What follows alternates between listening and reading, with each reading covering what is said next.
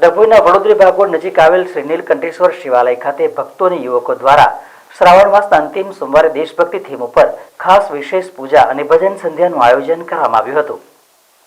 ડભોઈના વડોદરી ભાગોળ નજીક આવેલ શ્રી નીલકંઠેશ્વર શિવાલય ખાતે ભક્તો અને યુવકો દ્વારા શ્રાવણ માસના અંતિમ સોમવારે દેશભક્તિની થીમ ઉપર વિશેષ પૂજા સાથે બાજીરાવ પેશવાની જન્મજયંતિની ઉજવણી તેમજ દેશભક્તિની થીમ ઉપર મંદિરમાં શણગાર કરી વિશેષ ઉજવણી કરવામાં આવી હતી। આ પ્રસંગે ડભોઈ નિજ મંદિર ખાતે મોટી સંખ્યામાં ભક્તોએ દર્શન કરી ધન્યતા અનુભવી હતી।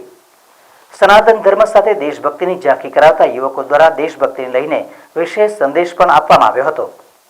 નીલકંઠેશ્વર મહાદેવ કી જય। આજે શ્રાવણ મહિનાના છેલ્લા સોમવારે વડોદરી ભાગોળ નીલકંઠેશ્વર મહાદેવ મંદિર ડભોઈ એમાં આજે આપણે ત્રિરંગાની થીમથી ભગવાનને સજાવટ કરી છે, ભગવાનના શૃંગાર કર્યા છે ત્રિરંગાથી।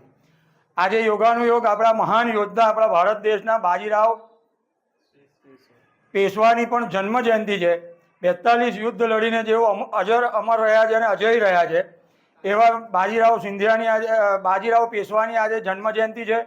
અને સાથે સાથે આપણા પહેલગામમાં જે આતંકવાદી હુમલામાં જે લોકો શહીદ થઈ ગયા છે એમને શ્રદ્ધાંજલિ પણ આજે અર્પણ કરી એવી ભાવનાથી આજે અમે શ્રાવણ મહિનાનો છેલ્લો સોમવાર ભક્તિમય વાતાવરણમાં રાષ્ટ્રપ્રેમ અને ધર્મપ્રેમ આ બેવ ભાવના અમારા બધાની અંદર ભક્તોની અંદર જાગે એ ભાવથી આ તિરંગાનું થીમથી ભગવાનનો શૃંગાર કર્યો છે અને ભગવાનની સરસ હમણાં આરતી કરી છે અને રાત્રે આજે ભજન પણ અહીં રાખેલ છે।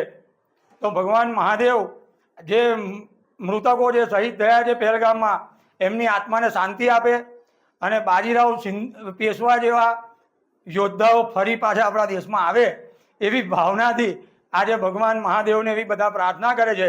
નીલકંઠેશ્વર મહાદેવ કી જય।